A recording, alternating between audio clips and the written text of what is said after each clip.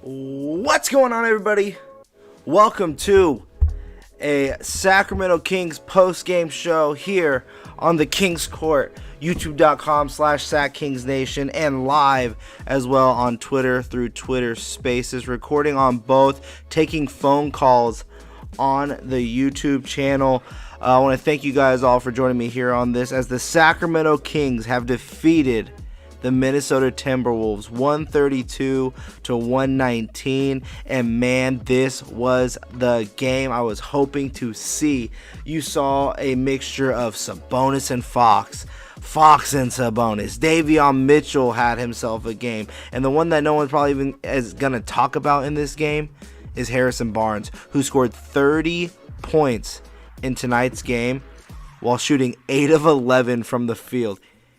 Guy was on fire, 75% from the field, 30 points, 8 rebounds, and 3 assists. But, I know that's not why you guys are here.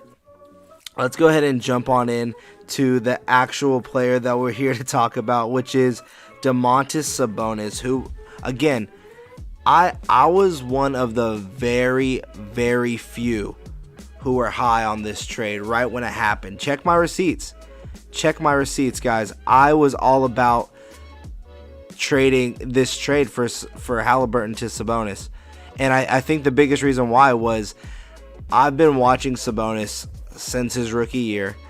I've been calling him the Jokic of the East. I knew that he would not only be able to bring the ability to facilitate the basketball like Haliburton did, but also to just be that next primary scorer away from it being De'Aaron Fox. Like, De'Aaron Fox has now a legit number 2 next to him. We always said heading into the season that, the Kings potentially have players like Buddy Hield or Tyrese that could give you, 18 to 20 points a night. Not with this guy. Domantas Sabonis will bring you 18 to 20 points a night just on pure effort, just on pure putbacks, rebounds, and everything like that. So I thought he was phenomenal. He finished tonight's game 32 minutes off the airplane. Trade gets complete. He's in the game. He plays 32 minutes. He goes 10 for 19 from the field. That's 52.6%. 2 of 3 from the free throw line. But 22 points, 14 rebounds, 5 assists, and a steal. He had more assists than De'Aaron Fox did in this game, and he was really facilitating the offense. My biggest thing here is just showing you that he is the guy that is capable of putting on the leadership role, and he doesn't need to have the ball in his hands. And I think that's a lot different from what we've seen from when we had the combination of Tyrese and De'Aaron Fox. Now, look, I'm not saying I think Tyrese is bad. I'm not saying that I don't think Tyrese Haliburton has the potential to be something special down the road. I really do. I think he has the potential to be a top-tier point guard in this league if he continues to develop, if that shot continues to improve and get a little quicker on that release, if he builds his strength a little bit more. He has the potential to do that. But the reason why I love this trade for the Sacramento Kings was because they traded the word potential, the upside of Haliburton. They got rid of $40 million left to pay on Buddy Hield, and they turned that into a 2-time All-Star who's only 25 years old, as well as bringing in wing depth of Justin Holiday, whose defense tonight, he didn't score a lot. His shooting wasn't there, but his defense is top tier, as well as Jeremy Lamb, who is hit or miss at any given night. I feel like he's the upgraded version of TD, of Terrence Davis, but he's really just that same exact player, But I do think that, Jeremy Lamb brings that veteran leadership, that scoring off the bench, that ability to score on all 3 levels. I find that very interesting, and I think he becomes a versatile asset off the bench. And again, they made this deal without giving up any first-round picks. That is key. That is important. And look, the deadline is tomorrow. Like, there's still moves to be made, and I tweeted about it, and I told everyone, keep my receipts. Keep my receipts. And Jordan, who's from the 416, he covers, I believe, the Toronto Raptors. He asked if he can screenshot it or bookmark the tweet or whatever, and I said, yeah, bookmark it. This is the exact tweet I said. I said, I hope you guys all keep my receipts, because as soon as I saw this trade, I was all in, and I love the deal. Seeing this happening right now, and being that the Kings were just playing phenomenally at the time, Kings fans should be excited at the potential of this 1-2 punch of Fox and Sabonis. The deadline is tomorrow, and this team has assets. It's time to build. And you know what that is? And I wasn't guaranteeing a win by making that statement. I really wasn't. I was just saying that this is the time where the Kings really need to be looking to build around this duo. Whether it's for the... And look, the better you build, the more of a secure feeling you'll have that Sabonis is going to re-sign. Because that is the only iffy factor I have, is that will Sabonis stay in Sacramento, right? Like, he only has a year after this season, 2 years left on his deal. But at the same time, like, the Kings are able to offer him the max contract. They got him at that perfect time. Hold on, I'm gonna post the YouTube stream here where I'm gonna be taking phone calls in just a moment. And again, if you guys want to talk on the live stream here on Twitter as well, feel free to hit that button. We'll get you going on here as well. But yeah, just a phenomenal performance as the Kings once again defeat the Timberwolves 132-119. And we'll start talking about Fox here down the road as well in just a minute. Let me just post this. Kings win. Taking all phone calls.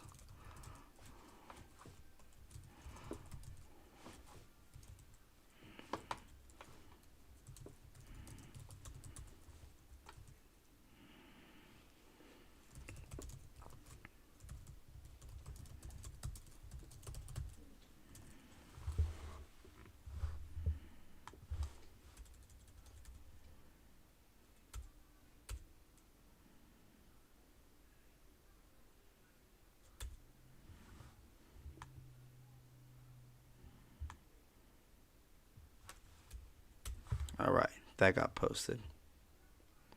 Perfect. All right, let's keep going down the stat line here.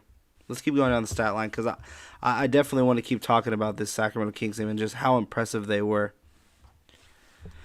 Again, Harrison Barnes, the quiet assassin over here, 30 points, 8 rebounds, 3 assists. But De'Aaron Fox, man, another big night. 35 minutes, he scores 27 points. You put the ball in his hands, he's going to be able to do things. 27 points, 8 rebounds, 3 assists, 0 turnovers in this game. 0 turnovers while shooting 10 of 20 from the field. 50% shooting, 0 turnovers in 37 minutes of action, 27 points, and 8 rebounds with 3 assists. Again, a solid outing from your starting point guard. And look, I'm gonna go here because a lot of you guys were saying that they traded the wrong guard, right? That was it. They traded the wrong guard, and my biggest gripe that I had with people saying that was, okay, tell me the X's and O's on the reason why you believe that, right? Tell me the reasons why you believe the Kings traded the wrong point guard, because for me, there was no right choice. I would have been happy with this deal if it was Haliburton or it was Fox. But the biggest reason for why I thought Fox was a key piece for this team was he was a guy that showed you he can score 20-plus points per night, get you 7-plus assists, 5-plus assists per night, and he almost brought this team to the play-in on multiple occasions. Remember the bubble? You remember just last season? And look at a guy's stats like DeJounte Murray. He is averaging, 19 points, 8 rebounds, 7 assists. Last year, De'Aaron Fox was averaging 25 points, 4 rebounds, 7 assists, 1.5 steals on 47.7% shooting from the field. He was the point guard. And this season, he struggled. And I kept saying that it's a new role for him. It is a new role for him. He was learning to play shooting guard, and he's been a point guard his entire life playing basketball. He's always had the ball in his hands. And I don't think anyone gave him any, real pass for that. And I'm not saying he deserves a pass, but just no one really looked at it from that point of view. And I find that very interesting. Also, let's talk about his shooting, right? A lot of people like to bring up the fact that he can't shoot the basketball. He was improving as a shooter last season. You know why? It's because he had the ball. He was able to do shots off the bounce. He was able to shoot the ball off the bounce and build some type of momentum. And now this year, it was a lot of catch and shoots, a lot of trying to figure out, his place among this offense. And I think that's where Fox probably struggled the most, was just really trying to figure out where he was in this. And he was just given the keys, but then you said, hey, I'm putting the ball in Haliburton's hands, this rookie that looked really good at the end of last season. And don't get me wrong, Haliburton looked good this year. Haliburton looked great this year. Right? There were times where he was just facilitating the offense and really moving. But it wasn't resulting in wins. And again, this isn't me bashing Haliburton, because again, I think Haliburton has the potential to do really good. I think he's gonna thrive under Rick Carlisle's coaching and him next to Duarte. I really think that this has the potential to build into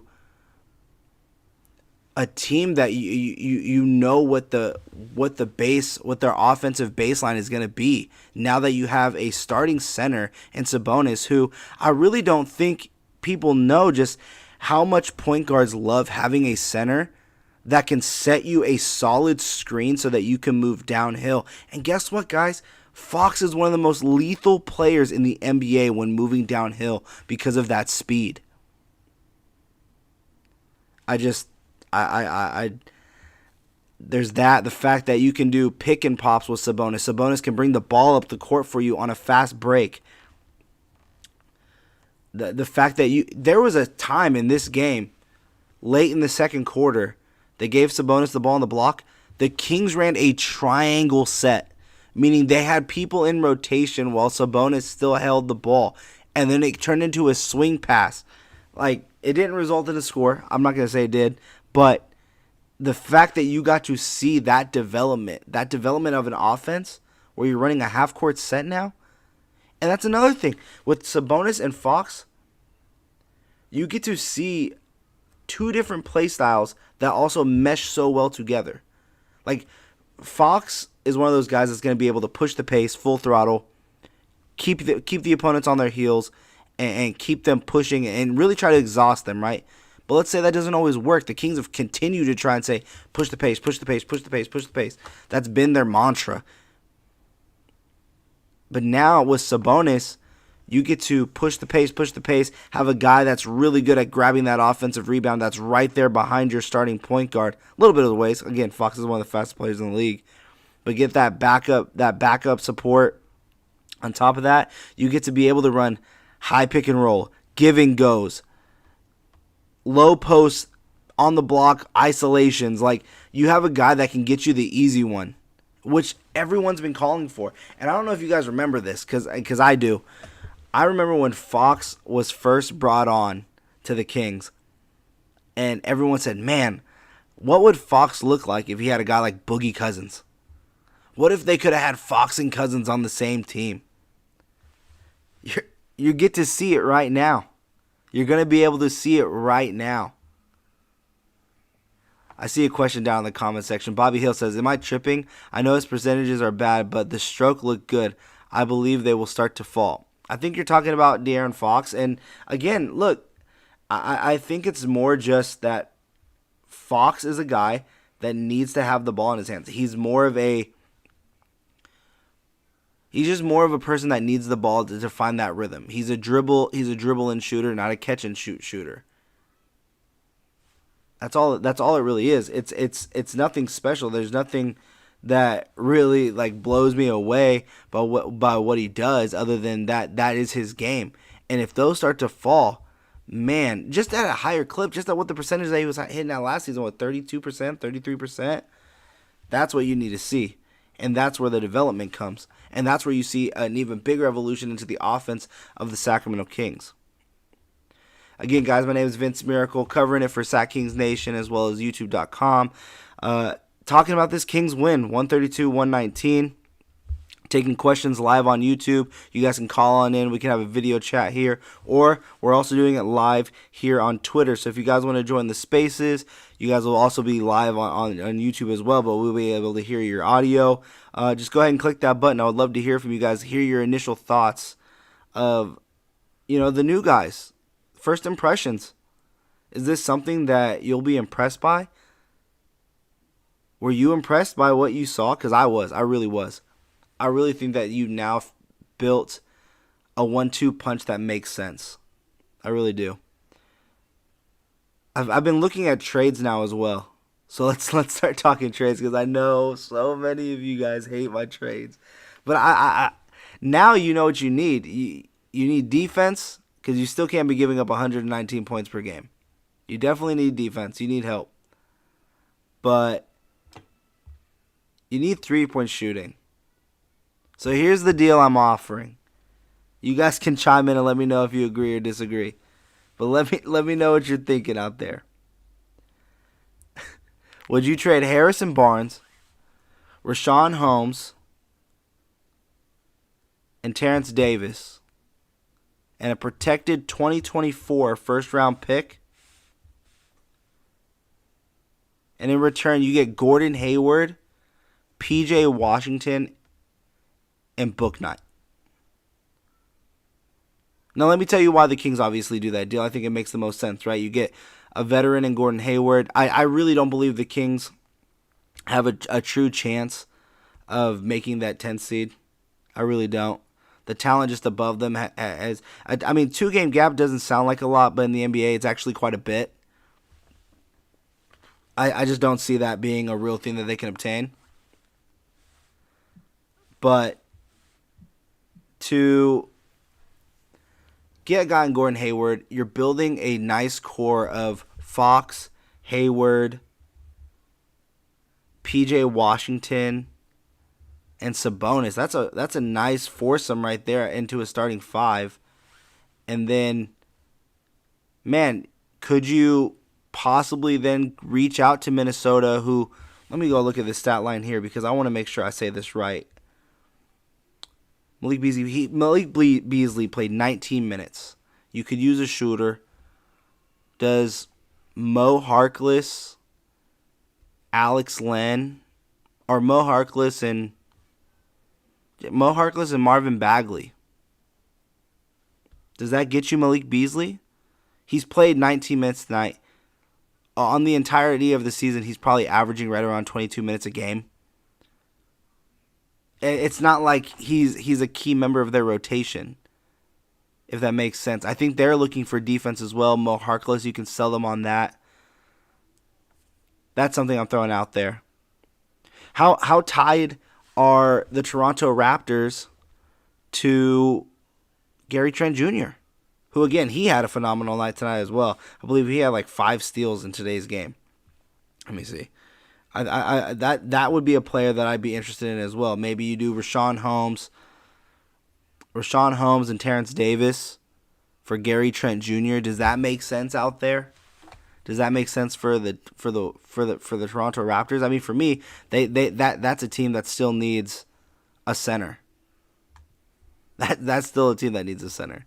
So could you find a way to build that into, I don't know, something special? Do you have to throw in a second-round pick? Maybe. But those are the players. Can you get a Duncan Robinson out of Miami? I mean, that would probably take a lot more. Honestly, that would take a lot more. My buddy Zach Noble, who does the show for Ball is Life, he messaged me out. He messaged me out. He messaged me during the game telling me that he loved this trade as well.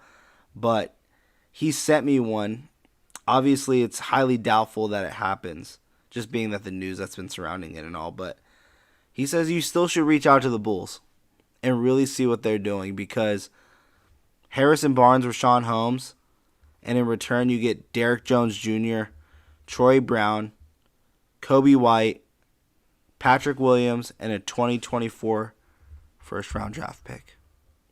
Now, look, I don't think they'll throw in that pick. I really don't. But it does answer a lot of questions there for the Heat. Like, I mean, and then it helps the Kings quite a bit as well. But like for the Bulls, I should say, it helps the Bulls a lot, right? They get that steady small forward, power forward in Harrison Barnes. They get a solid defensive backup big that they truly need behind Vucevic, because Vucevic, as good as he is as a rebounder, as a scorer, he's horrible defensively. And I'm not saying Sabonis is anything to rave about, but I mean, I'm already here saying that the Kings need to acquire defense. But they get a veteran presence, they get defense, and they get that from those two players in two key positions that they actually need help in right now. And I feel like that makes sense, especially if you guys can get guys like Caruso and Lonzo back. I mean, to add those veteran presence guys that can move up and down the court very well as get the dunks and everything like that, it just makes sense to me. And then on the opposite side, I mean, to get Derrick Jones Jr., obviously out for the year, Troy Brown Jr., interesting piece. I mean, he's more of just a Jeremy Lamb again type of player. But Kobe White, backup shooter, very interesting. Patrick Williams, obviously, I love Patrick Williams. And then the 2024 first. Trade that probably would never happen, but, you know, I liked it. I thought you guys would love to hear it. Rashawn Holmes and Bagley for Trent Jr. and Boucher. Man. Rashawn Holmes and Bagley for Gary Trent Jr. and Boucher, that would be a steal. You'd have to throw. I mean, I like Chris Boucher, but I find that he's a very big project. Like, I don't see him as much more than just that project, if I'm being perfectly honest, which I think is the reason why you're throwing him in this deal, because you probably feel the same exact way. As I'm going to start posting this video again on Twitter so everyone knows that we are live. But yeah, maybe that gets it done. I feel like you need to throw in a pick, though. But at the same time, or just throw in TD. Can you throw in TD into that deal? Throw Terrence Davis out there? Because, yeah, man, I feel like we're missing something. Trade talks, Kings win, and more. Here on. Oh, and more. And taking your calls.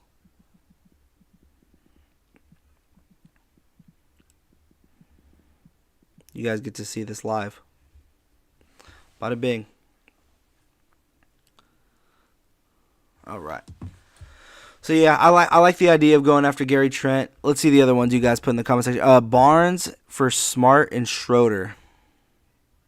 I love that deal too. I mean, I just feel like the only counter to that I have, and obviously I'm not really thinking about this year. I'm just, now that I know that the Kings are going to be building around Sabonis and Fox, because that's going to be their core duo, which I love.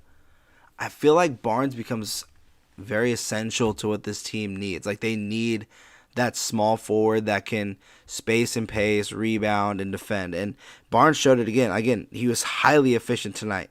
And before his most recent struggles, where I really believe he just put this on autopilot, it kind of just felt like that, like he put the season on autopilot. But he's really effective. He was Mr. Consistent. That was his nickname for a lot of us watching him play. So I don't want to overreact to one game. I'm just saying that, you know, Barnes and Sabonis' connection seemed like it fit like a glove. Like, it was automatically there. Same with Fox and Sabonis. The thing with Fox and Sabonis, I want to see more of those high screens so Fox can move downhill more. But that should be the move that they go to every single time. Like, when they need a bucket, that's it. Or if they need a bucket, down screen, backdoor screen for Sabonis so that he gets one-on-one post against a mismatch. I guess anyone, honestly. He's just so strong. He's just so patient. 2 guys were on him today. Naz Reid and I think McDaniels. Up fake. They didn't jump. Spin. Half pump. Up fake. Spin back. Up fake. Split the 2. Layup. I mean, he is just so patient, and his footwork is just phenomenal. You have to applaud what he does with the ball in his hands. I'm blown away by Sabonis and what he brings to this team. All right, guys. Well, it doesn't look like we're getting many calls. Doesn't look like we're getting much people in the Twitter that want to speak. We had about 20 earlier. Now it's down to 1. By the way, feel free to call on in. But I appreciate you guys all joining me here on the live show that I've done for this YouTube channel. It's been a while since I did a live show here on this channel, but we will be back. More interviews to come. I got James Ham coming next week. Yeah, this is going to be an interesting time, man, to be covering this Kings team. So, again, I thank you guys all for joining. Kings win. Let's see what happens at the deadline tomorrow. Peace.